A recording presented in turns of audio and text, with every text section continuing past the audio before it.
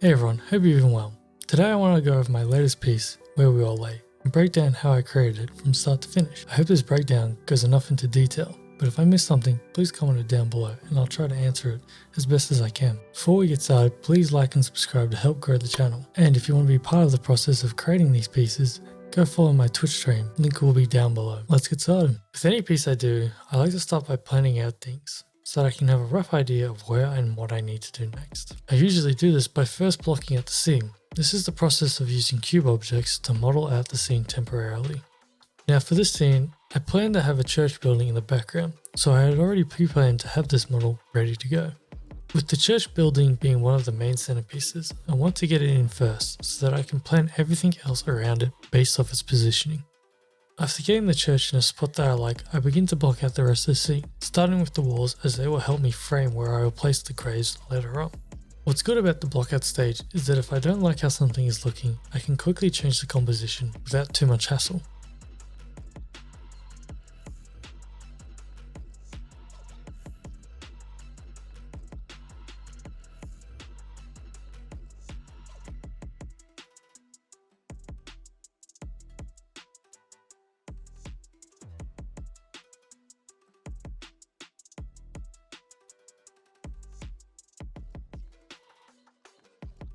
After fiddling with the framing a bit, I then add in the blocks for where I'll make the graves and for where I'll have my characters stand.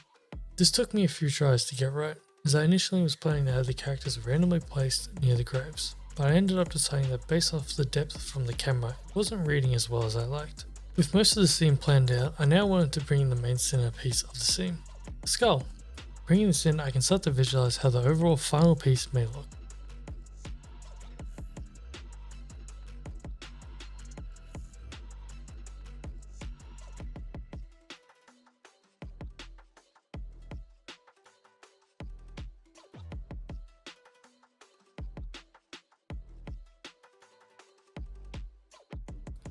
And after making some adjustments with the skull, I noticed that there is a huge open space right above it, with what right now will be nothing, as in my original idea I had planned for the skull to cover up much more. But I ended up going with a skull with much less antlers, and I'm glad I did, otherwise I probably wouldn't have come up with the idea of having a red moon behind the church.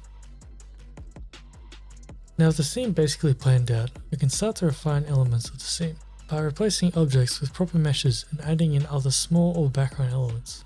I start by first adding in the background trees. These are simply to help frame the scene and to stop the viewer from seeing out into the void. After placing down some trees, I then sculpt the ground plane as to give it some slight variation in height all over, making sure to have dino type enable. I then sculpt in a path coming from out of frame and then curving down to the graves to help draw the eye of the viewer in. After that, I sculpt in the holes of the graves where I had previously placed the blockout versions. I can now go about adding in some of the grave models I have, making sure to do both sides. At this point, I now want to add in some of the lighting. I start off by adding in a big point light in the background. This will act as the emitter for the red moon and will hopefully add in some nice highlights to the models later after I've added in the textures. After doing that, I then add in some more point lights for the eyes of the skull. These will help highlight the skull and will later replace the temporary emissive spheres. I add in another small point light in hopes to highlight the lower part of the skull as well. Then I mess around with the point light behind the skull in an attempt to give a nice rim light to the skull. After doing all the lights for the skull, I move on to the blockouts of the characters, as I'm planning to have the characters be holding torches. So for now, I will add in point lights with a warm colour.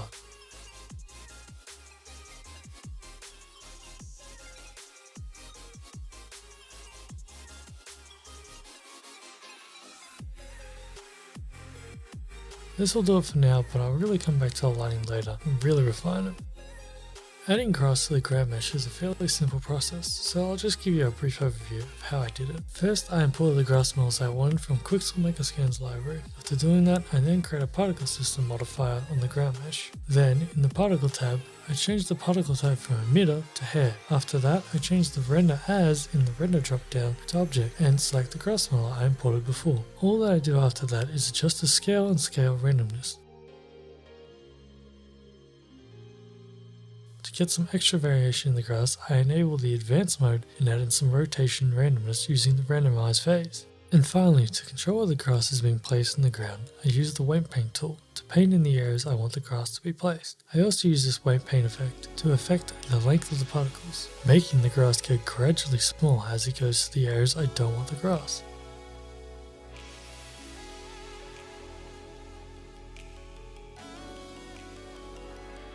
Now I can just repeat this process and change the object the particle uses to add in a different type of grass model. I'm at a place now where I can start to completely replace all the block objects with proper objects and start adding in more detail where it's needed.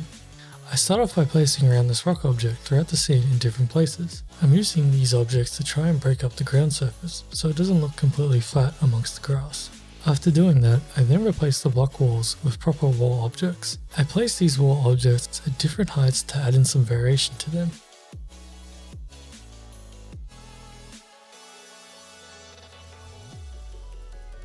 As for the red moon, I originally thought that a Fresnel would do the trick, but I ultimately didn't like how it looked as it kinda removed the whole purpose of the red moon, so I experimented for a while.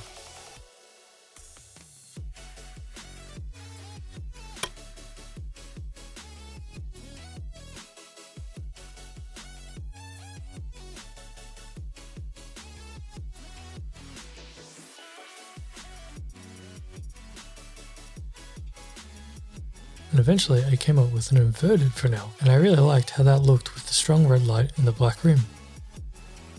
After doing all this, I now want to replace the character blocks with actual character models. This is a zombie character that I got from Mixamo. I posed the zombie character in a kind of hunched position, and with its arm in a position for the torch I will give it later to hold. Now that I have a pose that I like, I can go about and apply the correct textures to the model. I wanted these zombies to kind of have an old farmer look to them, so I got a model of an old farmer hat that I placed on top of its head. With the characters being so far away from the camera, I can get away with this, and I can also just use a basic stick model as the torch, which will look much better once there is a flame particle added later. After getting the positioning of the character pose and all the objects they need all parented, I can now duplicate them all around, replacing the block models. Once I've replaced all the block models, I'll need to move to the point lights I set up before to be in the correct position with the torches.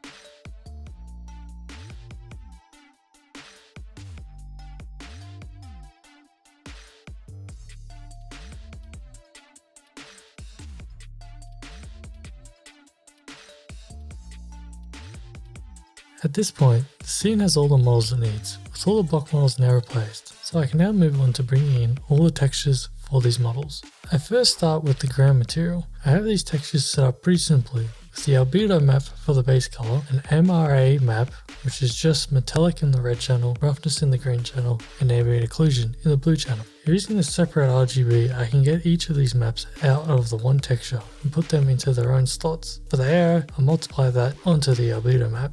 The normal map is done just like any other, straight into the normal map node and then to the slot. This is just the basic process I did for all the materials in this scene.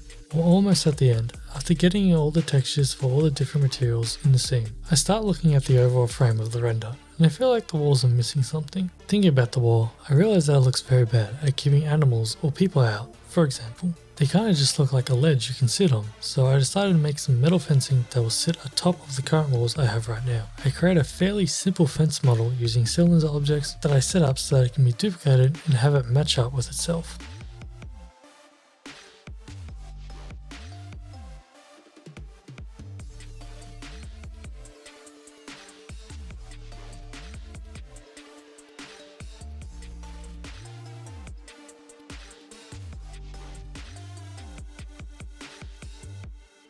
The scene is looking really good right now. I'm happy with all the models in the scene, and I don't really think I need to add any more. So with that, I can start to make my final adjustments to the scene. Something I noticed with the lighting a while ago was how dark the background is. I don't really like it being completely pitch black, so that will be my first task to fix. After experimenting for a while, I came up with having an area light behind the skull emitting a nice blue cold light. These should help brighten these areas and add some nice color contrast to the background plus the skull. After that, looking at the skull, I noticed that it's losing a lot of its detail in the darkness. To fix this issue, I brighten the eye lights more and then bring them further out from the socket, which creates some really nice red highlights over the sides of the skull.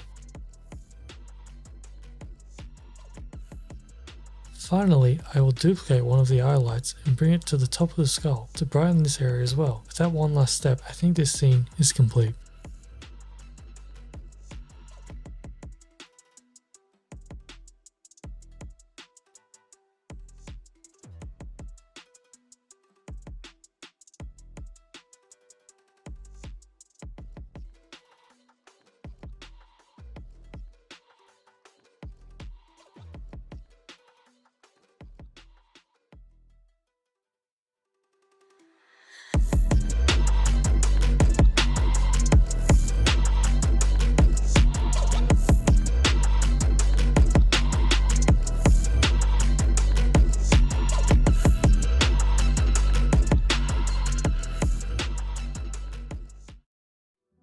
Well, there you have it. That's how I created Where We All Lay. I would like to mention that I didn't include the creating the particles, mainly because I forgot to record that part. However, with that being said, the flame particle was very basic and you could simply follow any YouTube tutorial and you would get the same outcome. It was a bit of a long one, but we got there in the end.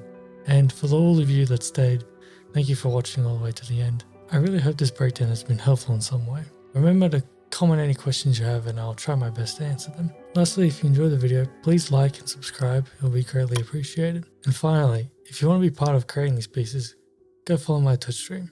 Thank you for watching, and till next time everyone.